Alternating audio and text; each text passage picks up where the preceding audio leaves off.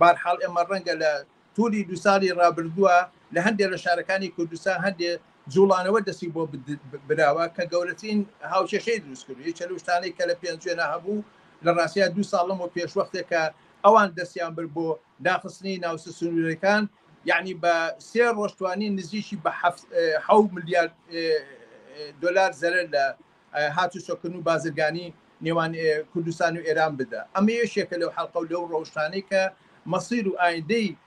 نەڕزایەتیەکانی کوردستان دەبێ ڕۆشنتر بەرەو ئەو شوێنە کاریگەر و منفەزانە بڕوا کە ئەتوانێت لەباری سیاسی اقتصادی ئیجتیماعی و کاریگەریەکی فراوانتری هەبێت ئەوەی کە چەند جار باسکراوە کفری بە هەمان شێوە ئەتوانێت یەکێکە لەو ئامڕازانە هەبێت یعنی ئێمە تەنیا ئامڕازی خۆپیشاندانمان نییە ئەمە ئامڕازی خۆپیشاندان لەنا ئاپورەی هەموو نوعەکانێکی ناڕزایەتیە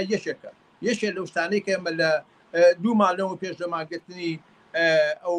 ماگرتوان ئەو جەمع هاوڕیانەی کە لە ناخواردنمانیان گرتبوو بینیمان لە سلێمانی هەنگاوێکی سەرەتایی لە یەک ڕۆژانەداوە توانی بەشە لە هەندێک مەحەلاتی شار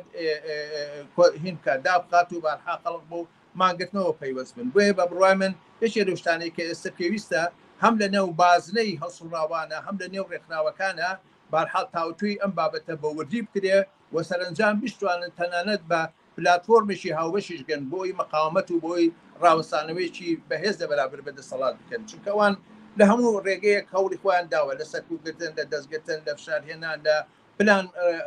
ڕشتن لە هەرحاڵا لە چاوتەساندنی خەڵک ئەبێ ئێمەش لە نێو خۆمانە ئەم باسنەیە فراوانترکەینەوە بەو شێ و ئەمڕاز و ڕێگە و ڕەوشتەی کە بارحاڵ بتوانێت